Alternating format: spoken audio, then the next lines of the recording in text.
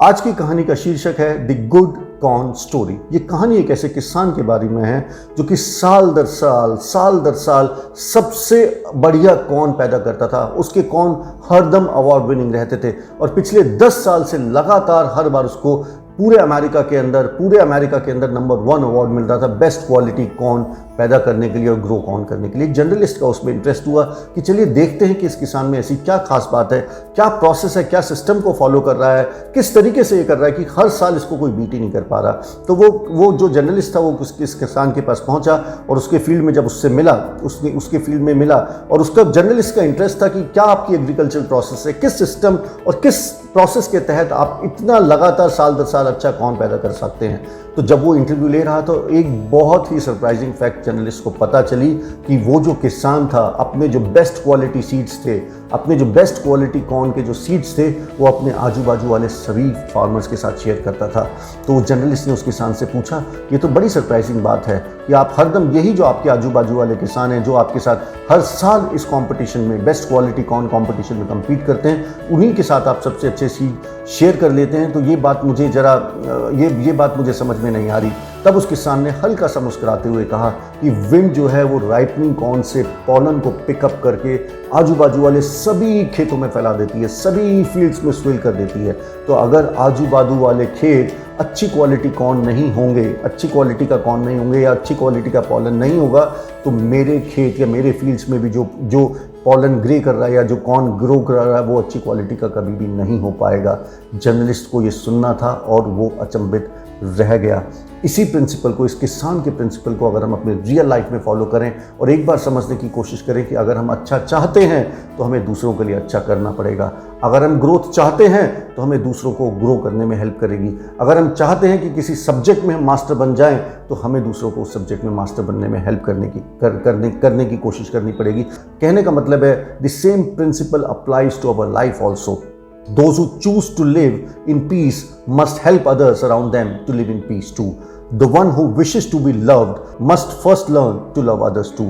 The one who chooses to live well must help to make others live well too. तो देखते हैं चलिए इस कहानी से हम क्या सीखते हैं। सबसे बड़ा जो प्रिंसिपल है जब आप किसी भी कॉम्पिटिटिव एग्जामिनेशन की तैयारी कर रहे हैं, जो इस कहानी से हम सीख सकते हैं वो है कंपटीशन वर्सेस कोऑपरेशन। क्या जो स्टूडेंट्स आपके साथ, जो आपकी क्लास के स्टूडेंट्स हैं, जो आपके साथ कोचिंग में पढ़ रहे हैं, क्या आप उनके साथ कॉम्पीट कर रहे हैं या कोऑपरेट कर रहे हैं? ज़्यादातर मैंने देखा गया है कि बच्चे एक दूसरे के साथ कॉम्पिटिशन करते हैं। मैं जब स्कूल में था, मैं क्लास 11th-12th में जेईई की जब तैयारी कर रहा था तो हमारे अंदर भी कॉम्पिटिशन की स्पिरिट थी और ये समझने में बहुत साल लग गए कि जीत कंपटीशन से नहीं है, कोऑपरेशन से है। और जेन्युइनली जो एग्जामिनेशन का टॉपर करने वाला बच्चा है उसको आपके बहुत ज़्यादा कोऑपरेशन या कंपटीशन से फ़र्क नहीं पड़ता, उसने फिर भी टॉप कर देना है। तो हमारा जो फ़ायदा है, हमारा बेनिफिट इसी में ही है कि हम कंपटीशन की स्पिरिट को कम करें और कोऑपरेशन की स्पिरिट को ज़्यादा करें। और ख़ासतौर से एक और बात समझने वाली है कि जब भी हम स्कूल कॉलेजेस में पढ़ रहे होते हैं, किसी भी कॉम्पिटिटिव एग्जामिनेशन की साथ मिलकर तैयारी कर रहे होते हैं, तो ये कुछ ऐसे रिलेशनशिप्स होते हैं, ये कुछ ऐसे बॉन्डिंग्स होती हैं, ये कुछ ऐसे हमारे एक दूसरे से तार जुड़ जाते हैं कि जो और कुछ यादें बन जाती हैं जो कि जीवन भर हमारे साथ जुड़ जाती हैं और जीवन भर हमें याद रहती हैं। ऐसे यही दोस्त हमें जीवन भर में काम आते हैं। जब हम किसी कॉम्पिटिटिव एग्जामिनेशन की तैयारी कर रहे हैं तो we are not there to defeat anybody but to win ourselves. तो हमारा फोकस बजाय इसके कि उसको ना आ जाए इस चीज़ पे होना चाहिए कि मुझे आ जाए। A competitive examination is not a war. People taking an examination are not there to fight with each other. They are there to test their skills and get rewarded with further opportunities to study and excel. माने हम एक दूसरे से लड़ और झगड़ नहीं रहे हैं। ऐसा नहीं है कि एक ही सीट है और एक ही सीट पे या तो आप या फिर आपका दोस्त। तो ये सबसे पहली बात जो मैं आपको कहना चाहूँगा कि जब भी आप कॉम्पिटिटिव एग्जामिनेशन की तैयारी करें, जो भी आपका ग्रुप हो, कोशिश कीजिए कॉपरेट करके चलें, कॉम्पीट करके ना चलें। और जब हम कॉपरेट करते हैं तो लर्निंग हमारी बिल्कुल ही एक तरीके से दूसरे लेवल पे पहुंच जाती है। दूसरी बात, किसी ने बहुत ही सही कहा है, you are an average of 5 persons you spend your time with. तो किस तरीके का आपका ग्रुप है, किस तरीके का आपका डायनेमिक्स है और जो बाकी लोग हैं ग्रुप में वो कितने सीरियस हैं, कितने जुझारू हैं, कितने सिंसियर हैं या बिल्कुल कैजुअल हैं, आपकी सक्सेस और फेलियर भी उस चीज़ पे डिपेंड करती है। तीसरी चीज़ जो मैंने आपसे कहा, जब हम किसी के साथ शेयरिंग करते हैं, केयरिंग करते हैं तो नॉलेज हमारी बढ़ती है। और अगर आप देखें कि अगर आप मान लीजिए इस पोजीशन पे है और दूसरा बंदा किसी इस पोजीशन पे है, और अगर आप उसको उठा रहे हैं तो आप भी उसके साथ ऊपर उठते चले जा रहे हैं, और अगर आप दोनों बराबर इस पोजीशन पे और आप इस बंदे को दबा रहे हैं तो आप भी इसके साथ नीचे झुकते चले जाएंगे। तो concept of me versus we में हरदम जीत वी की होती है।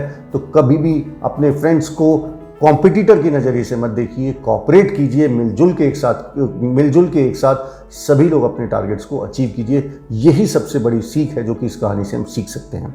तो आज के लिए बस इतना ही, मिलते हैं फिर नई कहानी में एक नए मजेदार किस्से के साथ। And last but not the least, I would like to tell you about my books topper study hack which is useful for students who are preparing for board, JEE and NEET, and success blueprint for competitive examination which is useful for students preparing for banking, SSC, railway and defense. Both these books are based upon the success story of hundreds of toppers whom I have interviewed and interacted in the last 15 years. इन दोनों ही किताबों के अंदर हजारों ऐसी कहानियां, हजारों ऐसे किस्से छुपे हुए हैं जो कि आपको ऐसी टिप्स एंड टेक्निक्स दे सकते हैं जिससे आपकी प्रिपरेशन एक नए मुकाम या नए लेवल पर पहुंच सकती है। इसमें हम बात करते हैं कि टॉपर किस तरीके से प्लानिंग करते हैं, किस तरीके से गोल सेटिंग करते हैं, कंसंट्रेशन को कैसे बढ़ा सकते हैं, डिस्ट्रैक्शंस को कैसे कम कर सकते हैं, फोकस को कैसे बिल्ड कर सकते हैं, एग्जाम देने की क्या स्ट्रैटेजी हो सकती है, एग्जाम में एंजाइटी को कैसे हैंडल करें, और बहुत सारी ऐसी चीजें जो आपको अपनी तैयारी के दौरान फेस होती हैं। तो अगर आप इन बुक्स को लेना चाहते हैं तो अमेजॉन और फ्लिपकार्ट पर ये दोनों ही बुक्स एक अच्छे डिस्काउंट पर अवेलेबल हैं। Thank you, bye bye and all the best.